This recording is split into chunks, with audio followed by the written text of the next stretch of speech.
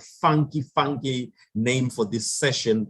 I must say it is just so exciting and too good to actually see everyone that is connected here. And it is just too super awesome.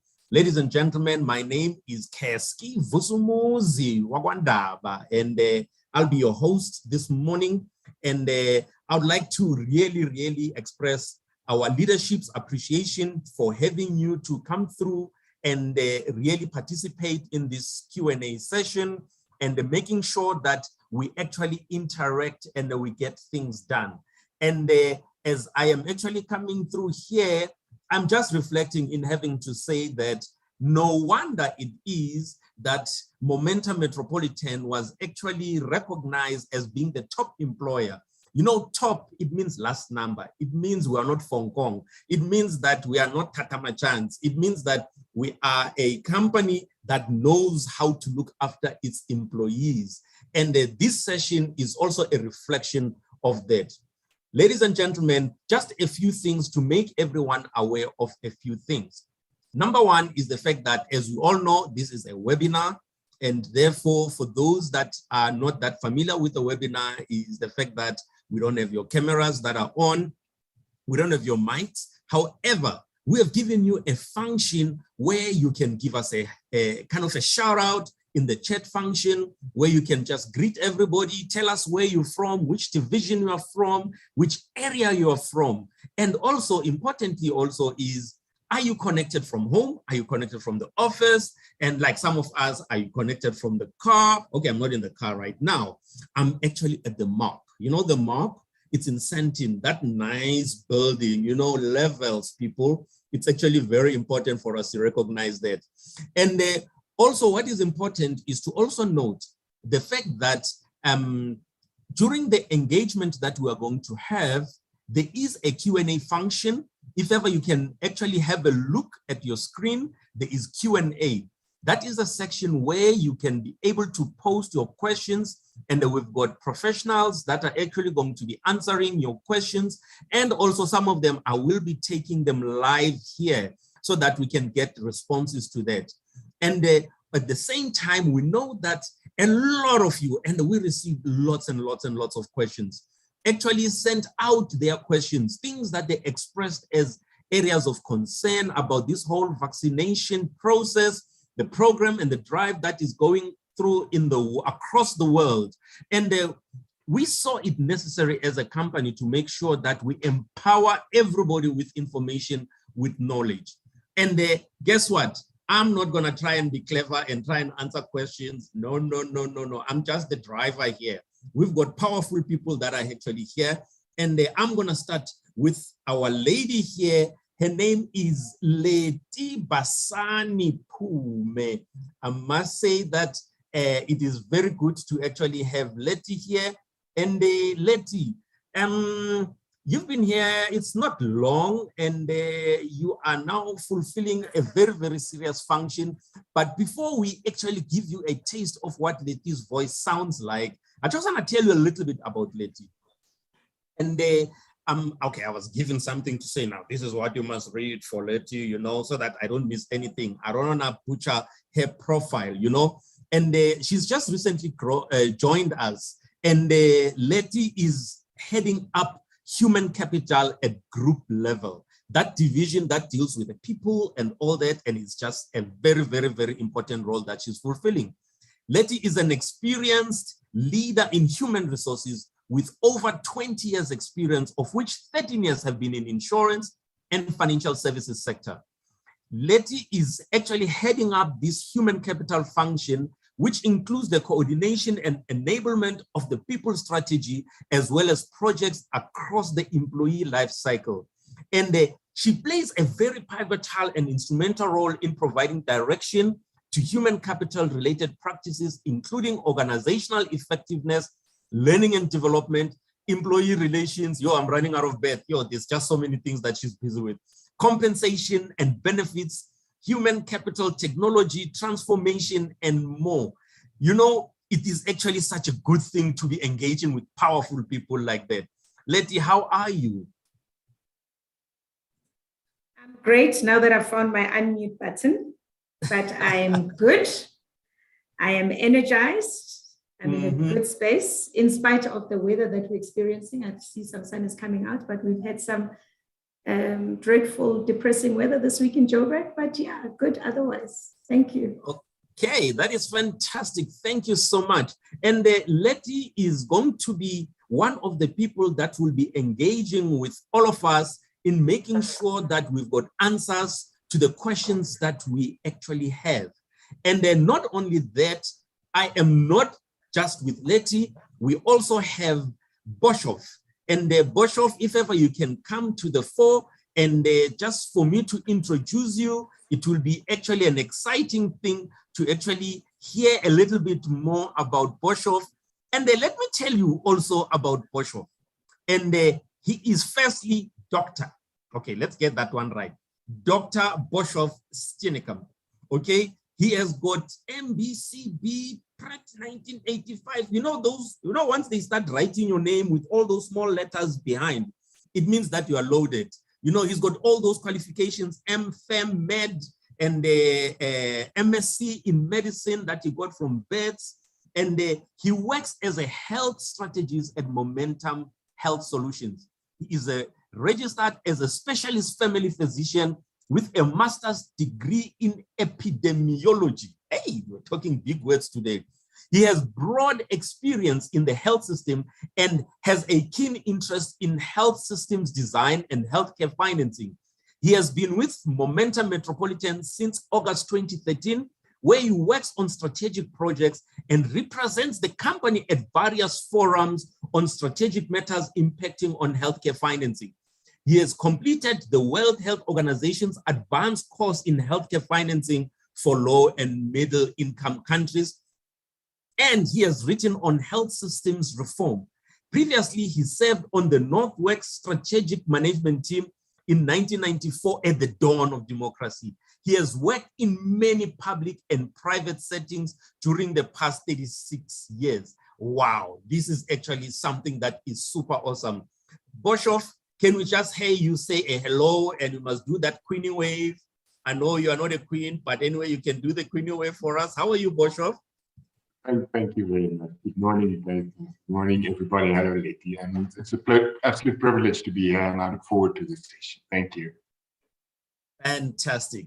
That is super awesome. Ladies and gentlemen, without any further ado, I encourage you to keep on doing the chats, greet our panelists, and let's encourage them. Where there is always that energy, let's make sure that it actually flows into them so that they can give us their best. And I'm going to hand over to Letty. And Letty, won't you please just speak to us about the company's stance around the whole issue on vaccination? And if ever you can just address anything that is people specific that is actually there on there. And I'm heading over to you, Letty. Thank you, Kaski, and once again, thank you for the warm welcome. So before I dive into things, let me just greet everyone. So good morning, hello everybody. Great to be here. Sanbonani, Apsheni, Dumelang, Imacheroni Abudi, Kuyamora. Which one haven't I done? I think I've captured most of the greetings, right? Good morning, everyone. So great to be here. Thank you so much for the turnout.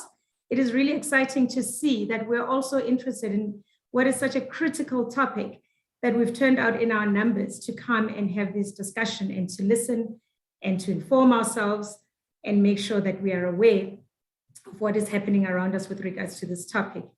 I hope you're having a good Friday and you have your favorite beverage close by, because we have 90 minutes of very exciting conversation. So maybe just to kick us off, let me start here, which is a topic that's out there. We know that the question of whether companies are going to make vaccination mandatory, whether that's going to be a policy or not, is a topic that's out there. It's quite topical. Everyone is talking about it. There are various opinions and schools of thoughts around that, right? And I think the reasonable assumption is that, one needs to strike a balance between weighing the employer's responsibility in ensuring that the working environment for employees is safe, it's healthy, and it's secure, weighing that responsibility by putting in place a mandatory vaccination policy versus the employees' rights, their constitutional rights. All our individual rights as enshrined in the Constitution. We weighing and how do we strike that balance between the two? And we do know that these rights have their limitations, obviously. But I think having taken that into account and how to strike a balance, it is important for me to state the following. It is important to note that as a company, we are pro-vaccination, unashamedly so. We are strong advocates for vaccination. Having said that, the approach that we're taking as a company is that we will not be compelling employees to vaccinate. We've decided to take an approach where we will encourage our employees to voluntarily vaccinate. And we are going to continue on this very aggressive drive to educate all our employees. Make sure that you are armed with the information that you need to make the right decision to vaccinate. We would prefer that people do so voluntarily. We will not be compelling anyone to vaccinate, at least not at this point. We are going aggressively to say, we want to encourage you to vaccinate of your own volition, but do so from a stance of being aware, from a stance of being well informed so that you make the right decision. So that's the first bit. And I hope that sort of allays the fears or concerns or questions around, are we going to be forced to vaccinate or not? So that's the approach that we are adopting as a company. We will encourage, we will educate, we'll create awareness, we will provide information, and we will have as many platforms as these and other platforms that will encourage you to either ask the question in this forum publicly or in a one-on-one basis where you have some concerns which you don't want to voice publicly. So we will make sure that we create an environment that is conducive for you to be able to arm yourself with the knowledge that you need to make the right decision to vaccinate. The second point maybe that I want to touch on, which is also quite topical, is the question of, will it be safe for us to return to the working environment when we are required to return to the working environment? So is it safe, right? So the Department of Labor has been at pains to provide employers with guidelines to say to employers, how do you create a safe, healthy, and secure working environment for everyone? These guidelines came into force in June of 2021 this year. And these, I'm proud to say that as a company, Momentum Metropolitan complies with the guidelines. You would have seen it when you go to the office. It is insisted upon that we social distance. We wear our masks on at all times when we're in the office, that there are sanitizing stations all over the place. There is awareness campaigns around the do's and don'ts in terms of keeping yourself safe and also keeping the next person safe. So as a company, we are fully compliant with the Department of Labor's regulations, which means that our working environment is a safe and secure working environment, right? I was in Centurion the other day where we were being shown what Gavin and team, the wonderful work that they've done with the Centurion office. I mean, you guys, when you go back there, you're going to be so excited. The building is looking amazing. A lot of work has gone into making sure that all of us will be safe and secure and operate in a healthy environment. And Gavin and his team have done some really, really great work around that particular building. So our buildings are safe, our environments are secure. Having said that, we each have a responsibility as employees to make sure that we follow all the guidelines and protocols, that we act responsibly as employees to protect the next person and to protect ourselves. So make sure that we social distance in the office. I know that we're all starved for connection. When we see each other, we're tempted to hug and kiss and do all sorts of things. I know we're tempted to do that. But in the interest of each other's safety, we need to make sure that when we're back in the working environment, we follow all that protocol. We make sure that we wear our masks at all times, that we keep that safe distance, that we sanitize and everything else that is necessary. So I think those are the two key things that I just wanted to bring to the fore, make everyone aware of, so that we all operate from a place of we are aligned with where the company is at. So with that, I'm going to hand over to my esteemed colleague, Boshoff, who will take us through all the nitty-gritty and the interesting stuff around the medical science in terms of vaccination and COVID-19. So over to you, Boshoff. Thank you very much, Lady Bafani. Thank you. I'm going to start my presentation.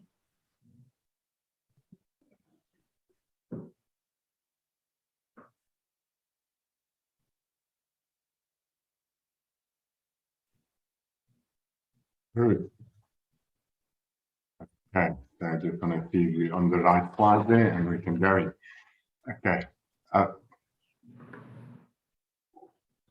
Thank you. So we've received more than 180 questions, almost 200 questions, which people have sent in.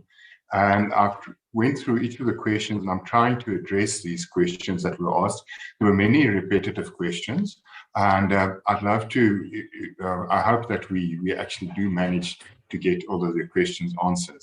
And these are the themes that people have addressed in their questions. How does the vaccine work? What's in the vaccine? How can it be done so quickly? What are the side effects? Does it work? And what about infectious of people who are not vaccinated and come to the office? And what are the targets of government and boosters? And unfortunately, it's abundantly clear that many people have fell victim to the misinformation we're getting in social media. So there are many fears around the vaccine, which I hope we can address and discuss in this session. And hopefully in follow-up sessions, we can completely resolve those fears. So one of the things people keep on asking, is it really that bad? Is COVID that bad? Is the vaccine not worse? Shouldn't we just let COVID go and we've let the vaccine go and let nature take its course, let nature protect us, let our national immunity protect us? The reality is that if you look what has happened worldwide with COVID, there are, in South Africa, this is about a month old, this data, because we're now approaching almost 500 out of every 100,000 people have died more than we usually die. Usually there dies about 450,000 people in South Africa per year. We've had more than 270,000 extra on top of those which we usually have. And South Africa has been very, very badly hit. As you can see on the slide here, we're in the dark area, along with Russia, parts of the Middle East, Southern America and Mexico have really been hit very, very hard with COVID, much worse than many other countries. So, and it is really devastating. I'm sure many of you have lost many employees. You must have lost friends and family members due to the disease. It really is affecting us badly.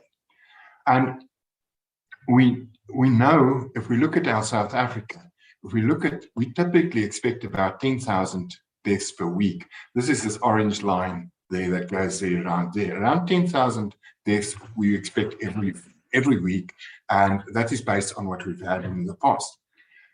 In July, we've had up to 15,000 deaths. That's 5,000 deaths a week more than usually. 15,000 a week more in July, in December last year, and now during the third wave, it went up to 10,000 more than which we usually have.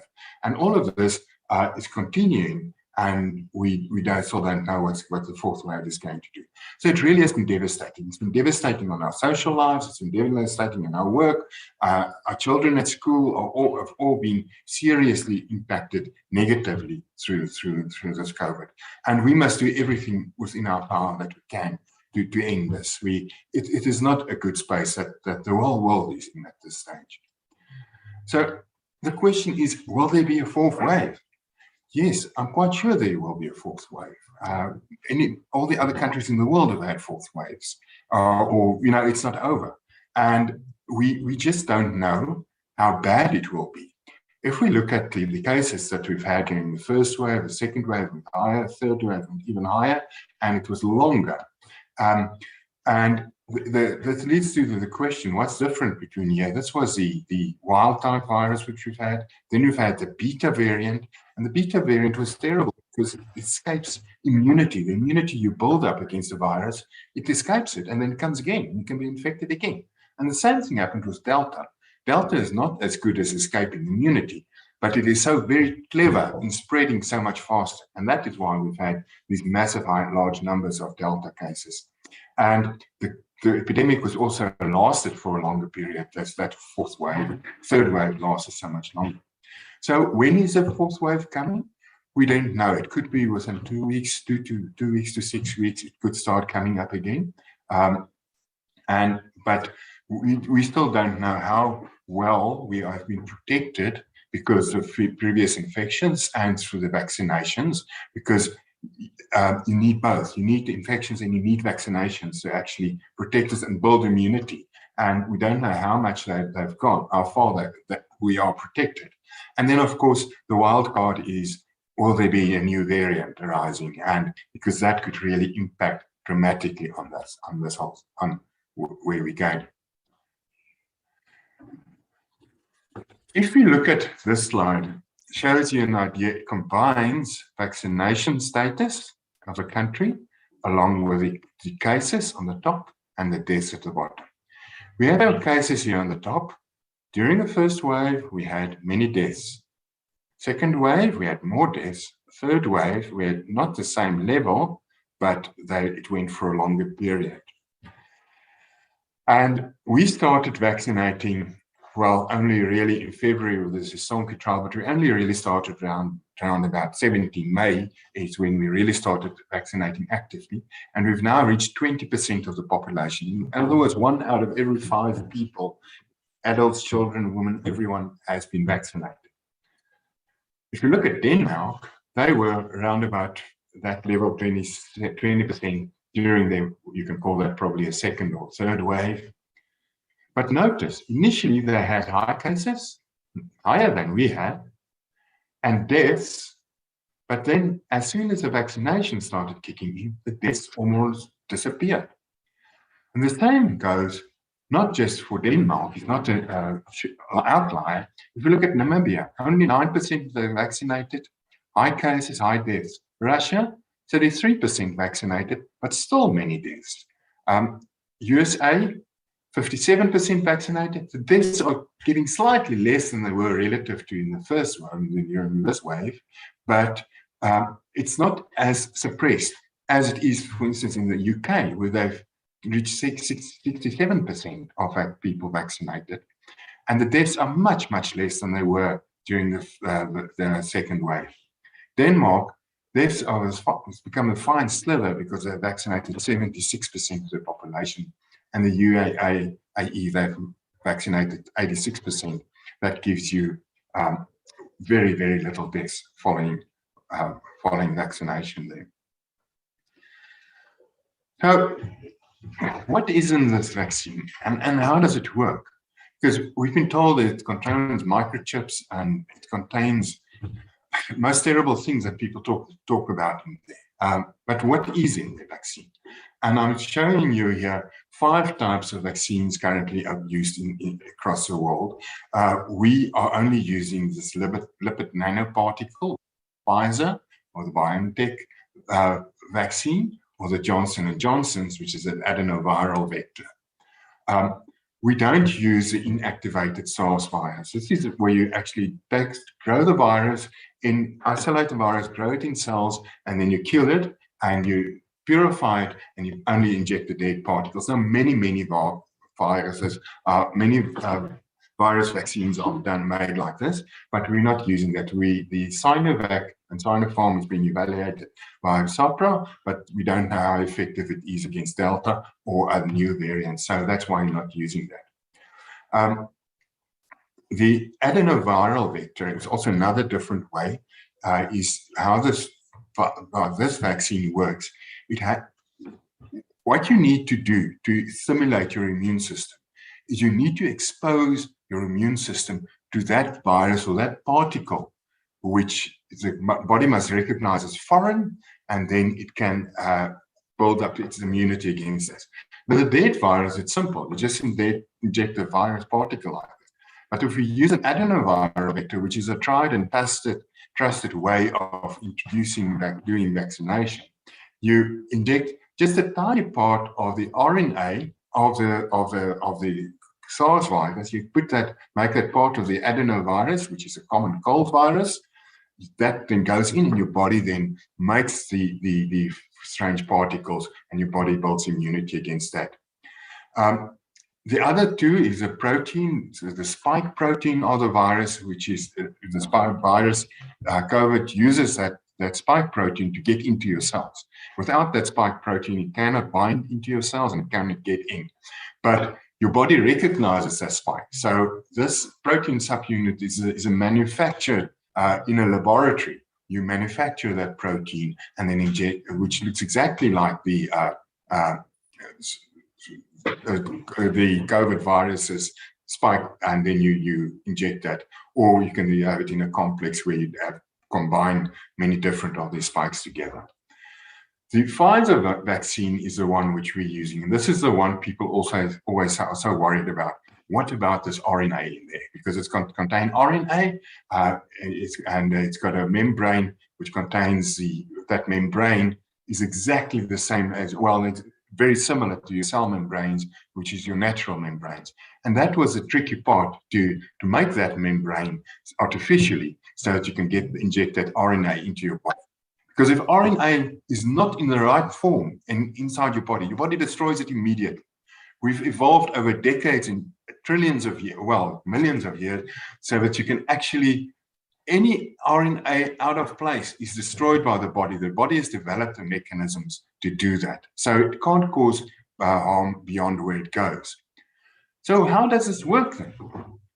That RNA vaccine, which is covered with the proteins or the lipids there, goes and it gets injected into your muscle. Your cell then takes that RNA, brings it inside, and then it uses your own ribosomes. Ribosomes are your protein factories inside your body.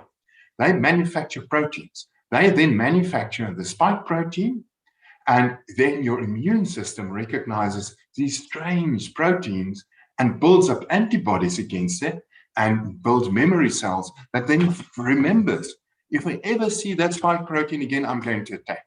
And that is what your immune system does, and it does that through that. So it cannot alter your DNA. We're talking about messenger RNA.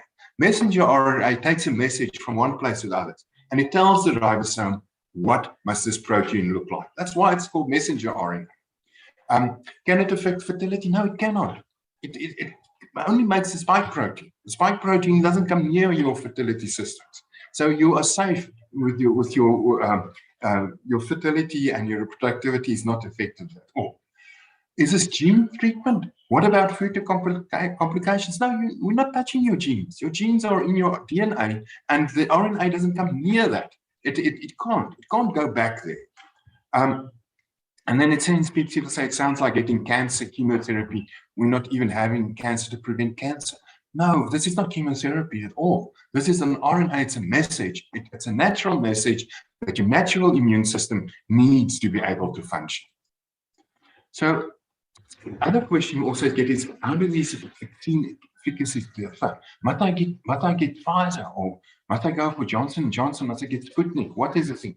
The point is, the best thing to do is to get the vaccine that is available. That vaccine that you've got in your arm is the one you must take, because that is a good vaccine.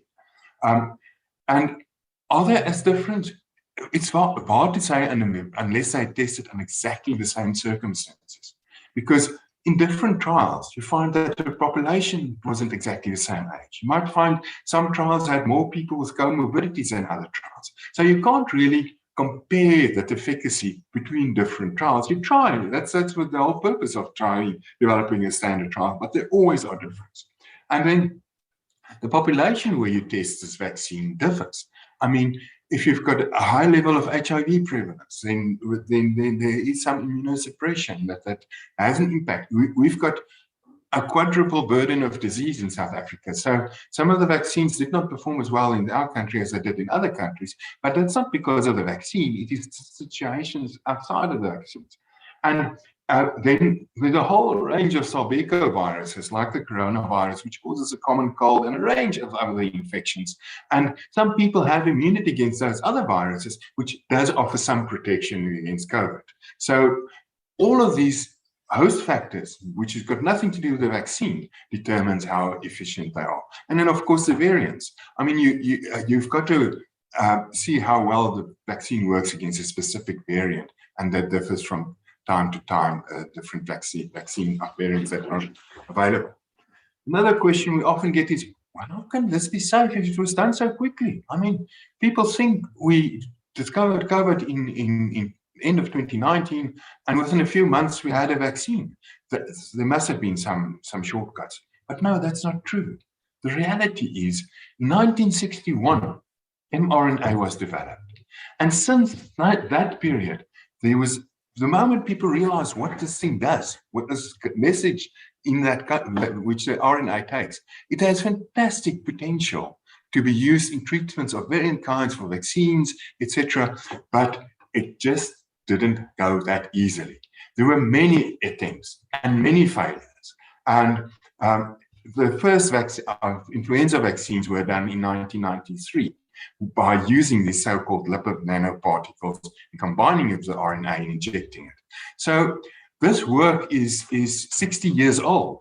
For 60 years, we've been working on RNA and how to use it for the benefit of mankind. And then we started trying these different protein replacement. Many people are born with protein deficiencies. They can't have, hereditary diseases. If you can help them to build the enzymes or the proteins that they need, then you can actually treat people with that. And then in 2020, we got the COVID vaccines, and that worked. But it took decades to develop this platform. It wasn't done in a month or 6 months. And it took years to develop, and the vaccines the COVID vaccines are based on, are the MERS and SARS vaccines, which are the other coronaviruses, which already were in place. And then so that it actually was changing an existing pattern. And then the sequence, the code of the RNA in the SARS virus became available quickly, and the government shared it immediately.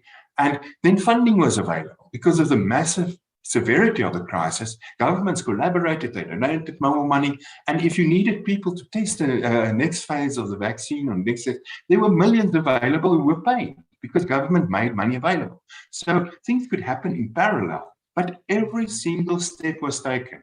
Nothing was short, there were no shortcuts taken. And then it started with the emergency use authorization, whilst the long-term and the effect on many millions of people were studied.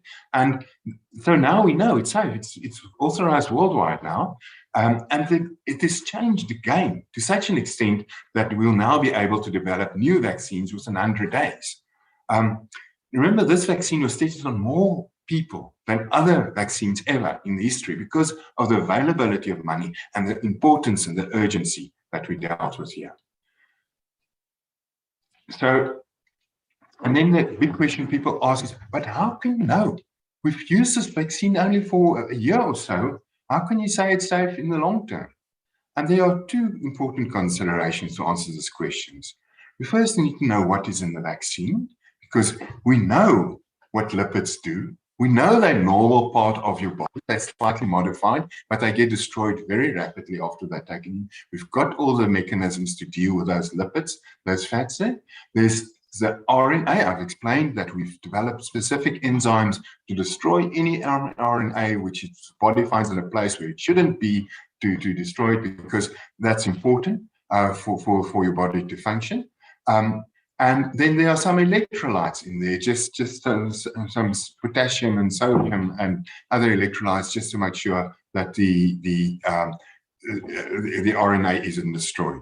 But there are no microchips and stuff in there, and it wasn't made with. There's some questions about abortion cells that are being used to grow the virus. That's not true. It's simply misinformation. That's social media nonsense, which we must please be very careful not to believe. And then the second question is, how can this impact we know what the particles comes in, gives a specific message to your immune system, then it goes away. And the particles itself cannot cause any problem. The second question is that if you stimulate your immune system like this, could that have long-term effects? Yes. There are long-term immune problems associated with long-term immune stimulations. Many of the autoimmune diseases are due to an incorrect, constant, repetitive, daily, weekly, monthly, yearly stimulation of the immune system that then causes problems. But this acute immune response is short-lived. It's all over within a month. It's not like, and the memory response, which you keep for decades, that's part of your normal immunity. It's natural immunity. That's how it works. And then our previous experience with vaccines, no, your serious side effects happen within the first 2 months after vaccination.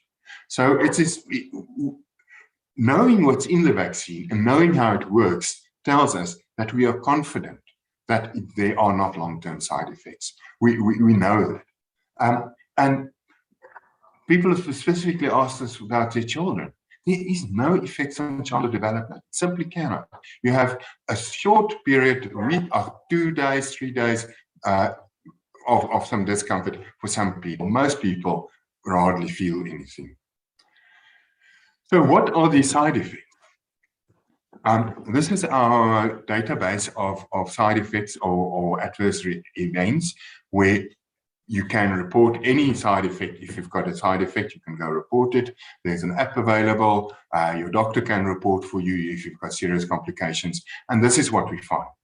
Although the most common ones are headache, followed by a local swelling, shoulder pain, a day or two that is uncomfortable. Then some people get pyrexia or high temperatures and feel dizziness and get tired, etc., and some pain. But usually, for most people, it's over within 24 to 48 hours. Some people, it lasts a little bit longer, but it is not debilitating. We get a lot of questions. Will I get menstrual irregularities after vaccination? Some people have reported, but we don't know what it is, and it's not lasting in case if it comes, it goes away, and we're not sure about the causality of that. And children, do they get side effects? Yes, but usually it's very mild. Sometimes it could be worse during the second dose. Remember, for our children, we're going to give only 1 dose. And then sterility and infertility, no, definitely, it's not affected. And then people ask about Bell's palsy and Guillain-Barré syndrome and all other questions. It's not on the list. We don't know. It's an unknown side effect. So if you've had any of those other bad conditions, it probably is unrelated to the vaccination. You would have had Bell's palsy in any case. You would have developed GBS in any case. So it probably is not important in this respect. Okay, if we go to the serious events that we have, we've done 20 million doses of a vaccine was done by the time this report was put together. There were 139 reports of deaths, 0.007% among people who received COVID vaccines. But those are reports. So of these, only 104 have been investigated and causality assessed. And not one was found to be due to the COVID, to the vaccine. 50 of these had COVID. 90 were just deaths associated with it. Remember, we have 450,000 people dying a year. It's about 10,000 a week. So if we have since May been giving vaccines, many people have died, but not due to the vaccine. There's not one single COVID death in South Africa ascribed to the COVID vaccine, and it is simply not there. People ask, what's going to happen? Who's going to take care of, be liable if I or my child gets wrong? Government put a no-fault compensation mechanism in place. It's funded by government. So if there's anything goes wrong, government has got that no-fault compensation fund available. You don't need to prove a mistake on anyone's part. You just need to say that it was because of the vaccine. And because of that, government has appointed an expert panel that actually evaluates each of these cases. It's not evaluated by the pharmaceutical company. It's not evaluated by the doctor. It's an independent panel of experts who really are experts and understand the situation well. Then the other piece, people ask about blood clots. We've had this scare of blood clots with AstraZeneca and Johnson & Johnson vaccines in other countries, but we haven't had local problems. And it is really very, very rare. It is rare even in those countries where it was experienced. Your risk of getting a blood clot if you're not vaccinated due to COVID is much, much higher than getting a blood clot from a vaccine. So is it safe in children? Talk about myocarditis. We're only giving 1 dose because boys get myocarditis. Why can children do this without parental consent? And why is the dosage not adjusted for children? I think the one I haven't got a slide for is why is children allowed to get vaccinated without parental consent? And that simply is because that's the law. Parliament has considered this, and there are different acts that actually make provision for children to go, if they're above 12, to give consent for medical procedures, because often, it's to protect the child, and it particularly deals with reproductive health, so that a girl can be in charge of her own body. And we must allow that freedom. That is part of our democratic society, and it's part of Parliament's rules in this respect. So why this story about young boys getting myocarditis? But remember, most of these myocarditis cases are very mild in severity, no deaths associated. It goes only 2 to 113 cases per 100,000 people, and it's self-limiting, and it gets better by itself. So it almost only happens after the second dose in boys over 16 years, and so the first dose is fine. But if you don't get COVID, you get more than six times more. Your chance of getting myocarditis after COVID is much, much higher. So your child, if you want to protect your child against myocarditis, give him a vaccine, because that will protect him from getting myocarditis due to COVID. The vaccine is much better than the choice. It's a better choice and than facing myocarditis from COVID. So, and one dose is adequate for children, and millions of doses have been given internationally for children. And then the doses is adjusted for children. Yes, in South Africa, we give only one dose, so it's half what the adults get. And remember, the active ingredient, not like a medicine, you're not giving a medicine. You're just stimulating your immune response. And when we have a young immune response or an older immune response, you give the same amount of that antigen, so that your natural immunity can be stimulated, and that is what protects you against the disease. So people are worried about being vaccinated if they're pregnant. It is very, very important to be vaccinated if you're pregnant. If you're pregnant and not vaccinated, you must do that as soon as you can, because if you get COVID during pregnancy, it really has a very bad impact on you and the baby. So get vaccinated as soon as possible. The vaccine is safe during all stages of pregnancy. It's also safe during breastfeeding, and it actually protects the child. The vaccine is not as good at eliciting an immune response during pregnancy, so one might have to have a follow-up shot or a booster shot later on if you had both your shots during pregnancy. But time will tell. We don't know that yet. And where this confusion arose, I think, is when the Sensonke study was designed, we didn't know about the safety of the vaccine during pregnancy. So the study protocol said they can't include people who are pregnant or breastfeeding, and those people were shown away during the Sensonke trial. And some of our healthcare workers in health also got vaccinated during the Sensonke trial. But now we know it's safe. Don't delay the vaccination. And it's also not necessary to delay your pregnancy after vaccination. It really has no negative impact. And people are worried about being vaccinated if they have comorbidities. Yes, you must be vaccinated, because if you have a comorbidity, you have a serious risk of getting sicker than other people if you've got COVID. So you must get your vaccination as soon as possible if you've got comorbidities. Some people may have very serious and multiple comorbidities and might need to seek medical advice before you go. But in general, vaccination is much less risky than getting COVID, specifically if you have comorbidities. And these are the things: asthma, chronic lung disease. This whole list of conditions are important comorbidities. But then some people are so afraid of the vaccine. You must get medical advice if you're seriously afraid. If you're so scared that you can't go for this vaccine, if you don't want to face that needle, go just get some medical advice. You can get a simple script of some beta blocker or something to just make you calm so that at least you can go for the vaccination. I used to take beta blockers when I did exams as a student because I got so afraid of that exam that I had to take something. And it's possible and it's safe. You don't need to. No, don't be ashamed. We are afraid. Say you're afraid. See your doctor and ask him for something to help. And who should not be vaccinated?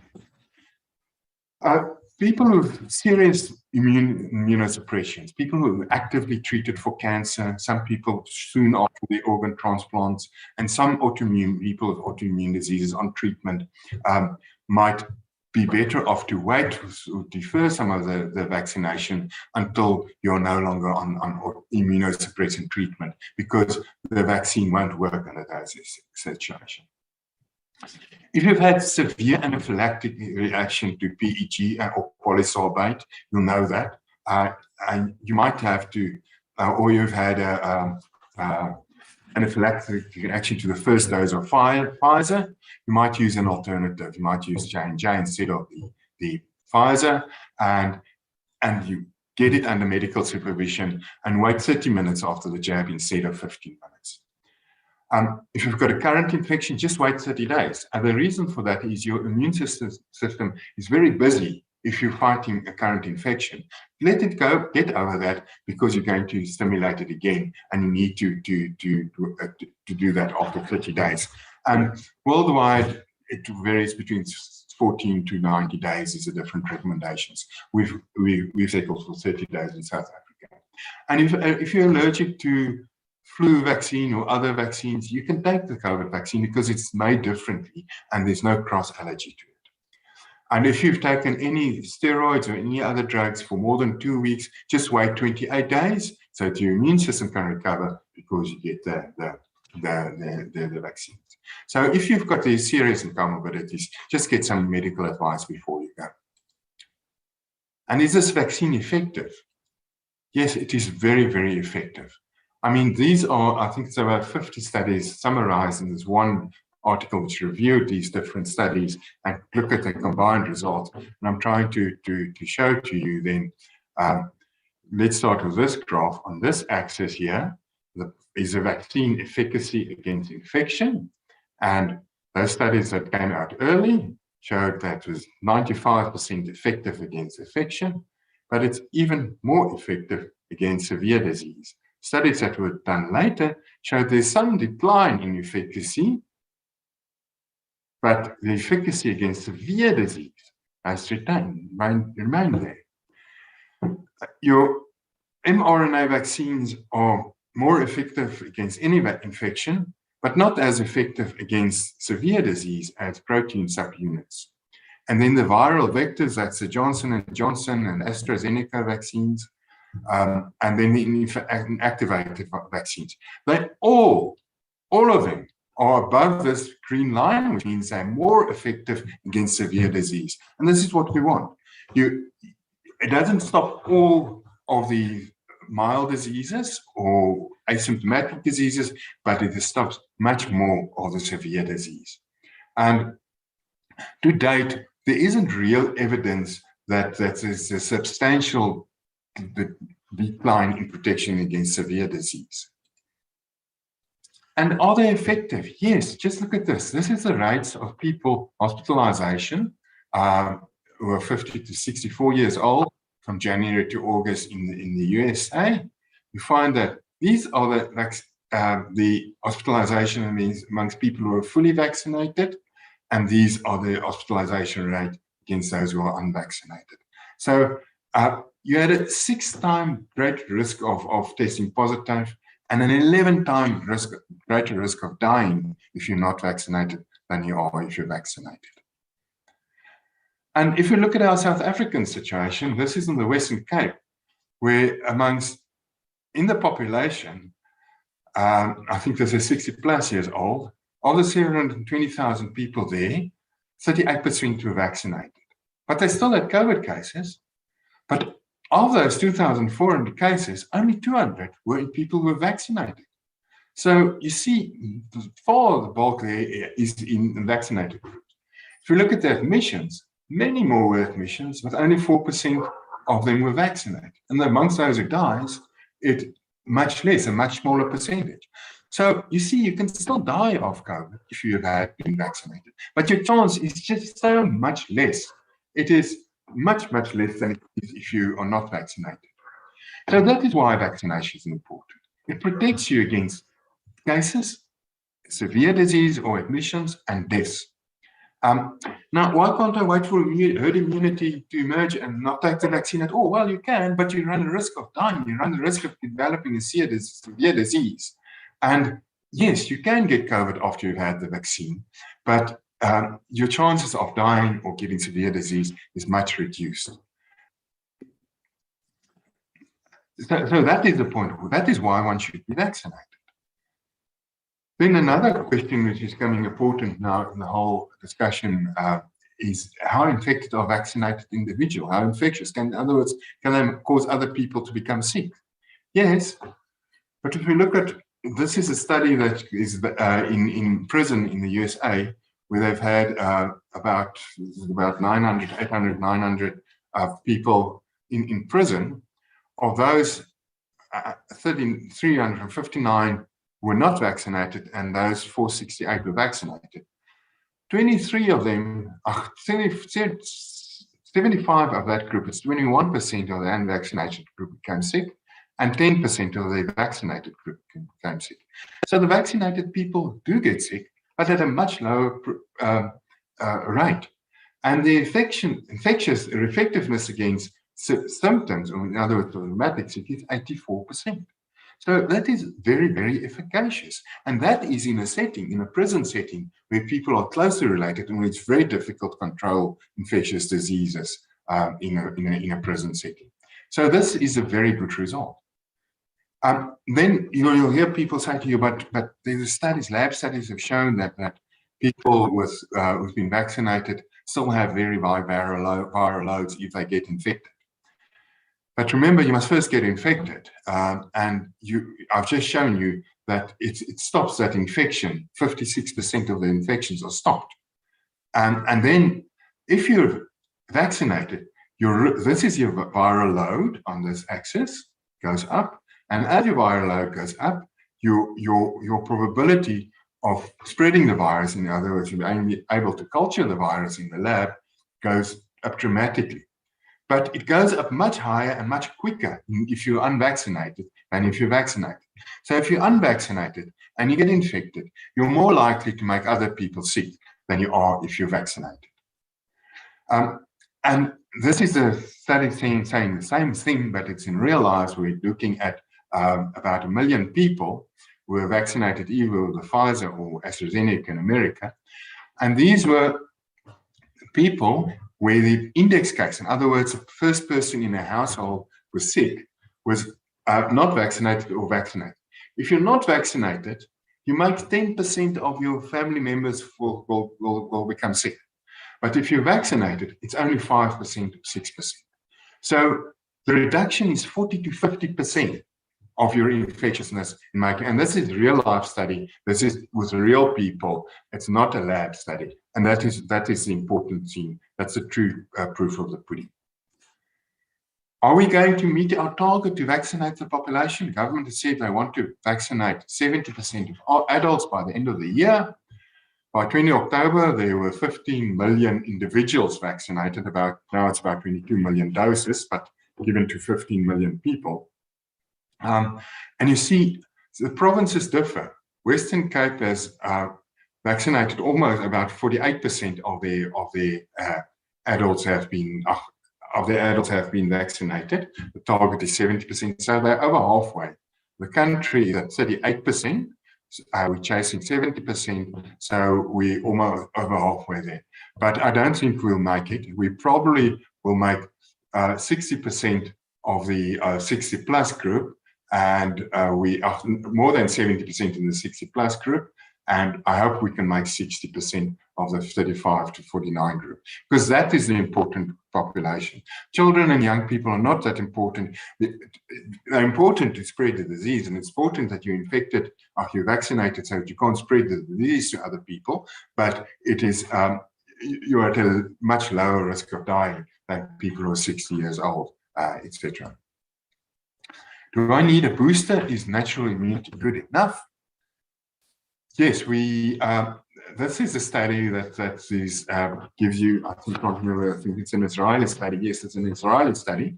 The study was done from June to July, and then it looked at if you were vaccinated in January, the blue block, how effective is a vaccine to protect you against infections? And it is actually getting poor there, but it still is very protective against hospitalizations and against severe COVID. So even if your vaccination is old, you still get that protection. And we still don't know how long that protection against serious disease and severe disease and death will last. But there does seem to be some waning against your symptomatic or your asymptomatic infections. And this is another study in the UK shows, in the US, shows that line there is your vaccine efficacy. And that's it started being almost 90% effective, going down to 70% efficacy in 18 to 49 years. Remember, 70% efficacy is still fantastic.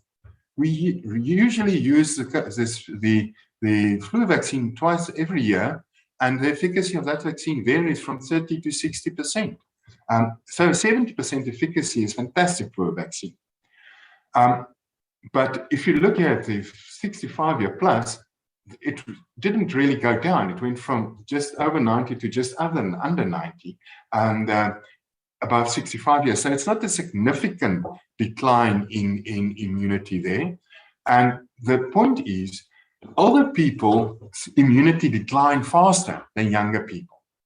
So that is probably not due to waning immunity, but it's probably due to behavior where younger people, and the fact that they're more exposed to the Delta, and Delta being so much more disparate, has changed that efficacy. So efficacy has changed not due to waning, but due to different circumstances, different risk factors. People ask, must I get infected must I get vaccinated even if I have been infected? Yes, you must. Because look here, that is the risk of testing positive for the AstraZeneca vaccine. It was reduced by, it was still 0.4 or 40%. In other words, the vaccine efficacy was around 60%, but your risk becomes higher. But if you then had a prior infection as well, look how good is your immunity then. Your risk becomes very, very low. So we're looking, regardless, this is for AstraZeneca and Pfizer vaccines. If you've had a COVID, get a vaccine, because then you get really good immunity and good protection. If we look at boosters in South Africa, we've already got it for immunocompromised, and people already been announced, those people who were vaccinated when they were under immune therapy, they should go for another shot, but their doctor must recommend it.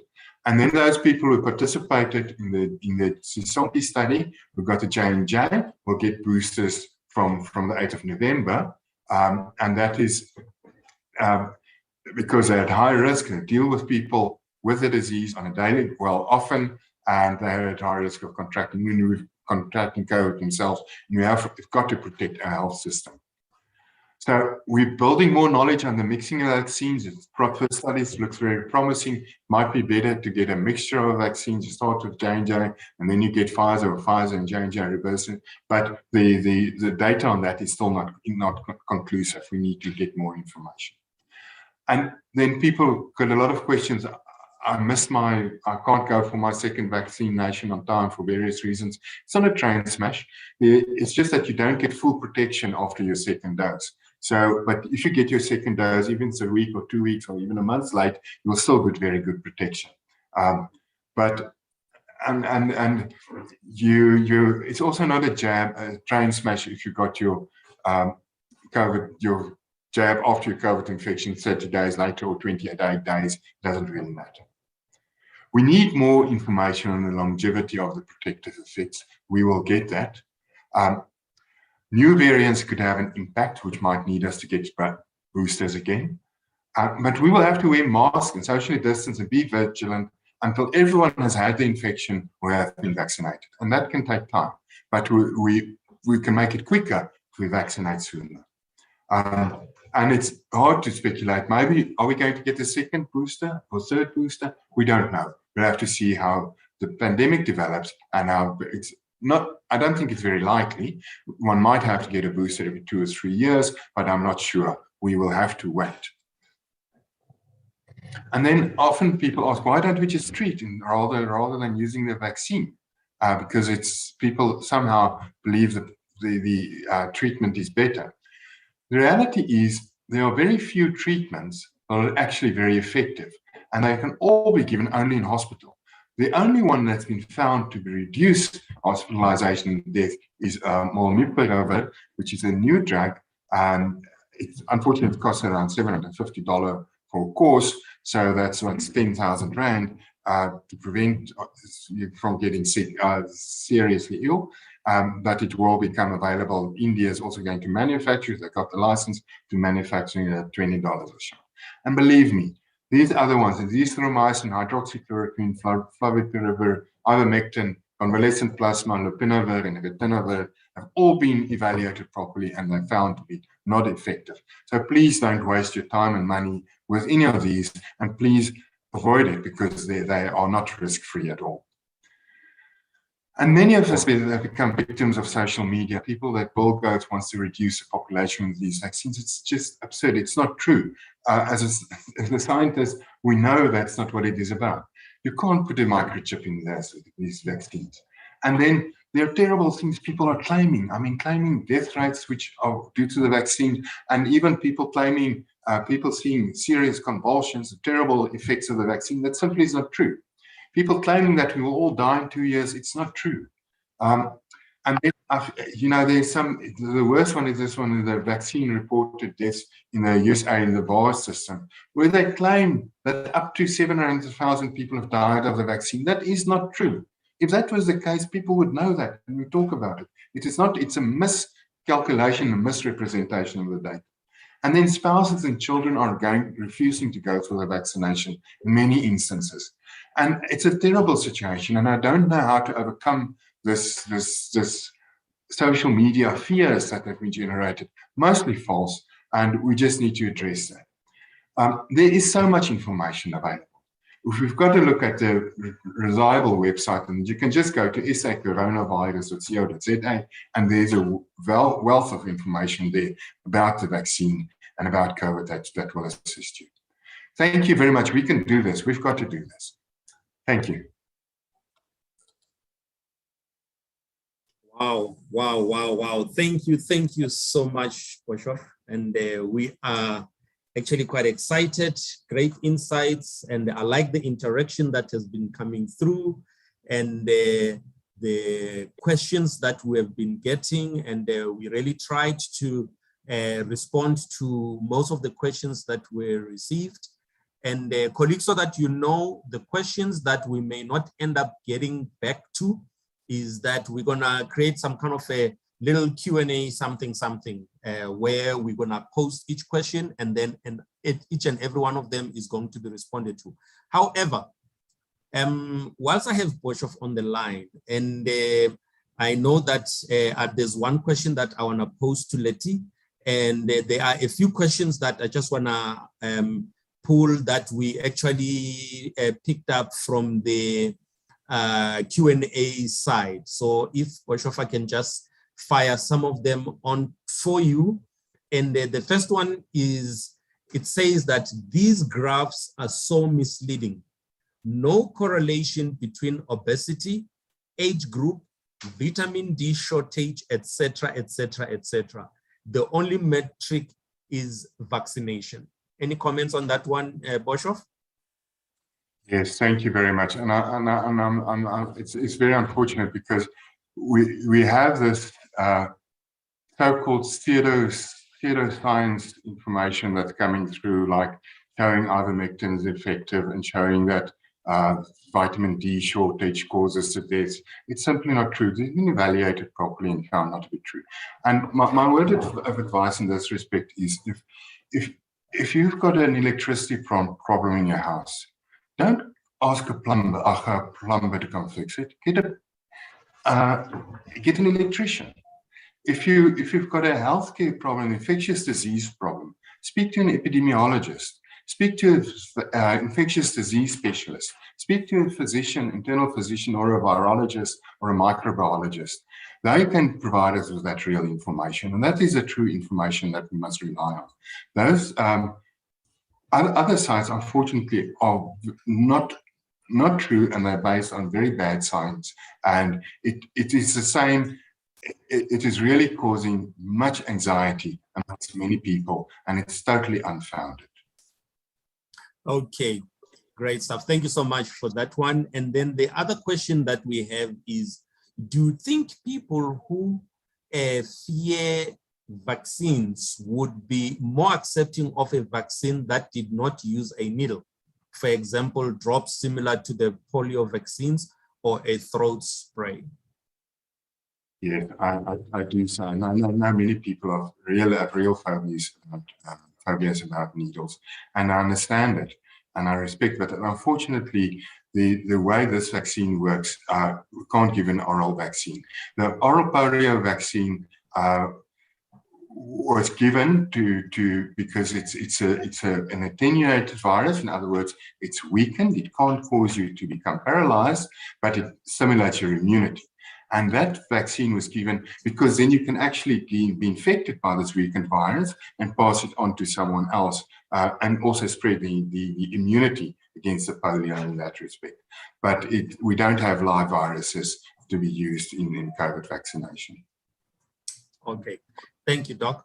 And then the other question is, if the vaccine is so effective, why is there a need for boosters?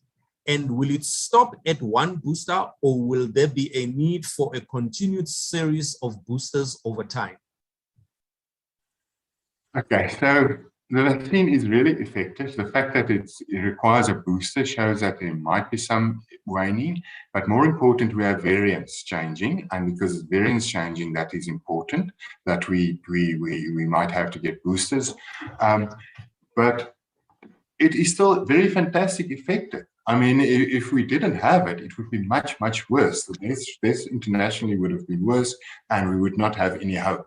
So if you're 70 or 80 or 90% effective, it means that you fail in 10 or 20 or 30% of times, which is much, much lower. It's a really fantastic efficacy rate for this vaccine.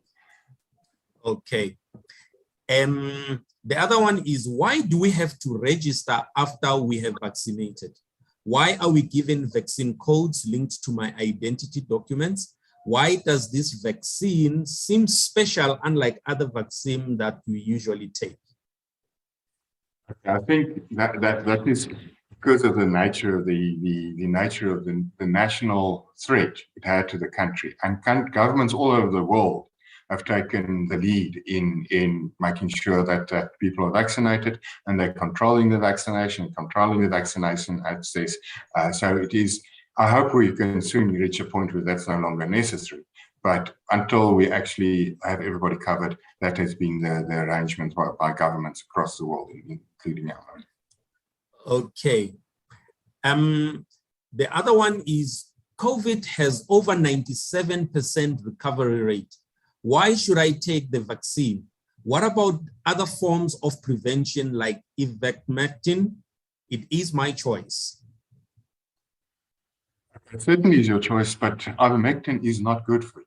Ivermectin does have toxic side effects, and it really causes problems in the US where it's eating now. People in the US are now using ivermectin to a large extent, started in the East, and the ivermectin has been evaluated and found not to be effective to preventing disease, or it's not effective to treat disease with. So it certainly is your choice, but it won't help you at all because it is not effective. The vaccine, we choose the vaccine because even though only 3% die, it is devastating on the country. Our life expectancy at birth in South Africa has dropped by 3 years. You can, on average, people live 3 years shorter now than they did before COVID. That really is a devastating impact. The 270,000 people extra who died in this country since 2 May, that is devastating. And that is why you must be vaccinated. Okay. And then the other one is you cannot take the vaccine when you are COVID positive or have been in the last 30 to 90 days. I do not know what the reason for this is. The testing stations have a checklist with possible symptoms to check whether a person might be positive. Great. But what about asymptomatic people who might be positive and not know that they are? So for you the reason why you don't want to be vaccinated whilst you're actively sick is because your immune system is busy and you don't want to disturb it. It might not be that effective if you give the vaccine. But if you're symptomatic, your immune system is more busy. If it's asymptomatic, you are not it is not that great level of immune activity happening at that stage. So it's okay to be vaccinated if you're asymptomatic. Okay. And then the other one is if people who are currently infected should not be vaccinated, why is it that the government vaccinates people without first checking if they're infected or not?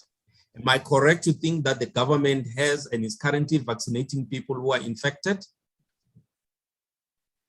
Well, most of the vaccination sites do actually screen for current infection, and you should not be vaccinated. So if that happens, it is possible. Okay. What is the actual mortality rate of C19? I guess that's COVID-19. It has been shown that it is less than 1%.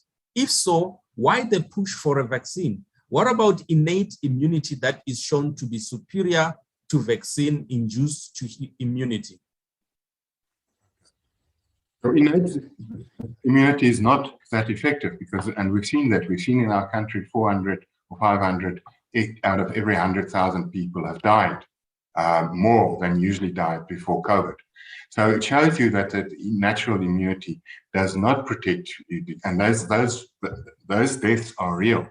And less susceptible to poor testing or testing techniques or testing the wrong people or not testing enough. That's real. We see those deaths as the ultimate. And whether that infection fatality rate is 1% or 3%, it could be 8% even in older age groups. It is higher in people's comorbidities. That 1% is the average, and that average, or 3% is the average, which also includes children.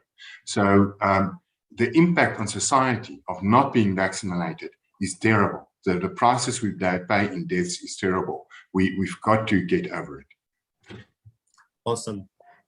If currently taking flu or sinus medication, can one still be vaccinated or must we wait a while? And if so, how long before we can be vaccinated? If you've got a mild flu, a mild infection, and you haven't got fever, you're probably better off to go get the vaccine sooner rather than later. If you take that medication, has no impact on it.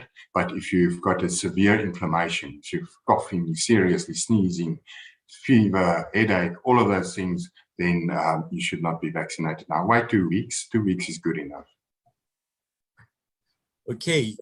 Is it true that the vaccine creates antibodies which are stronger than your normal antibodies, and the vaccine antibodies only block or attack the COVID virus and allow rest of the viruses pass through, which will mean our life will depend on antivirus to prevent the rest of viruses like computers?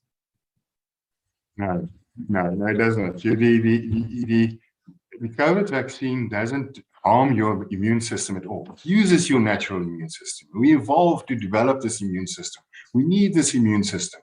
What you are doing, you're probing your vaccine, your immune system, saying to you, look, this is what the enemy looks like. Give you the vaccine, this is what the enemy looks like, be prepared. And if that enemy then comes, your body recognizes it and attacks it and destroys it. Your immune system does that. But your immune system, your natural immune system, cannot be prepared for something that if it wasn't warned to do this. And the vaccination is a warning. It shows you what this guy looks like. So that if that guy comes in your room, you know you must destroy him. And that's what the vaccine system is. It's not like a medicine, an antibiotic. You give an antibiotic and the antibiotic goes into your body and fights the virus. The vaccine doesn't fight the virus. It cannot. It tells your body what to do. It warns your body. It gives it a message. Say, go and take this guy on. And that's what it does. Okay. My doctor prescribed ivermectin when I was diagnosed with COVID-19. Should I be looking for another GP? That's very a personal choice that you can make, but what I can tell you definitely is that ivermectin is not effective. And it does not prevent COVID and it does not treat COVID. Okay.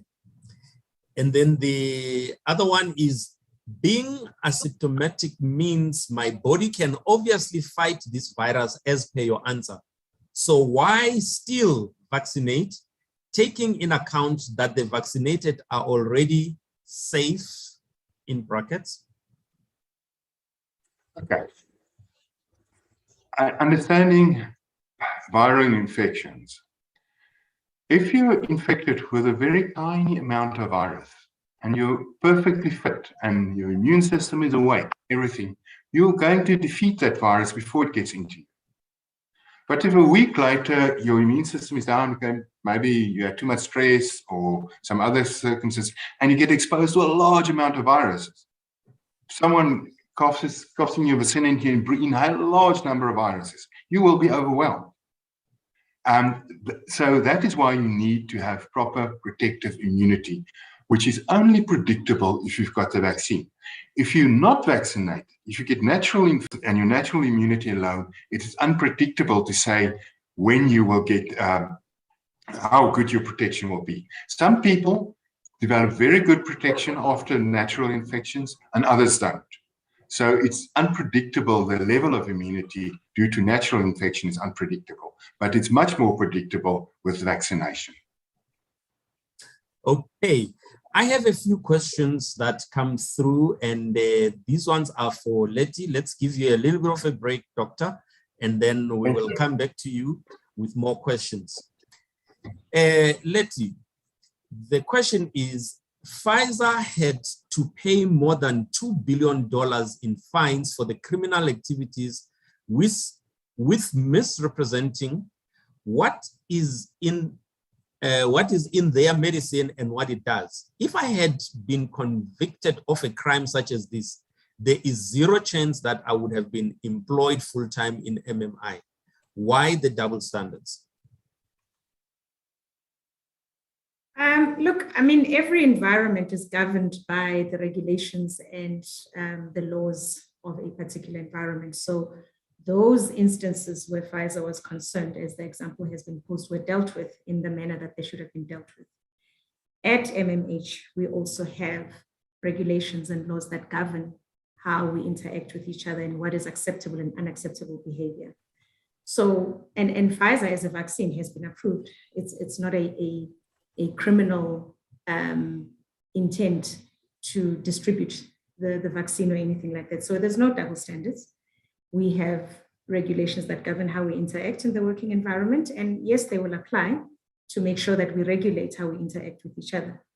And Pfizer operates in a particular environment where there are regulations, and those will come into effect as and when they need to come into effect. So the two should not be confused. Okay. Thanks, Letty. And then the next question is, will the employees of Momentum Metropolitan be forced to take the vaccine? Will it come to that when we will be forced to make a decision? So a lot of work has gone into the stance or the approach that we're taking to say that we will not force our employees at the moment to vaccinate. A lot of work is still going to go into what the future will hold for us as a business. So it is premature for me to comment on whether in the future we will be forced or not. What we can commit to as a company is that we are putting in a lot of work and a lot of research to make sure that the stance that we take is informed and is in the best interest of our employees and in the best interest of our business as well. And we can commit to transparency during that process as well, to keep you updated and informed in terms of if there is a change of stance in the future, what will have informed that change of stance, But as it stands right now, we've taken the stance. It is informed by a lot of research, by a lot of medical research, and also by a lot of other issues as well and instances. So where we are right now, it is not mandatory. I cannot at this moment say and commit to whether it will be mandatory or not. However, we will be keeping our employees informed in terms of whether the approach is going to change at any point. Okay, this is awesome stuff. Colleagues, this is actually a very useful engagement that we're having. And I really do encourage colleagues that we concentrate on posing our questions on the Q&A and not on the chat, because that is where we are monitoring all the questions. Otherwise, your question may get lost. If you have, however, put it in the chat, we will be going through the recording, and if there's any particular question that was actually in the chat, we will actually do it as a post session or an engagement and response to this. And colleagues, let us actually remember the fact that we are actually also having more sessions. It's more like 30 minutes blitz, and you've actually seen some of the information coming through that are actually going to be taking place next week. And so that is going to be a bit of a similar engagement that we will be taking and making sure that we go through everything. We want to make sure as a business that everything that you need to know is actually provided to you. And ladies and gentlemen, this has been an awesome time for everyone to ensure that we're actually engaging and that we are providing questions and that the questions are being responded to.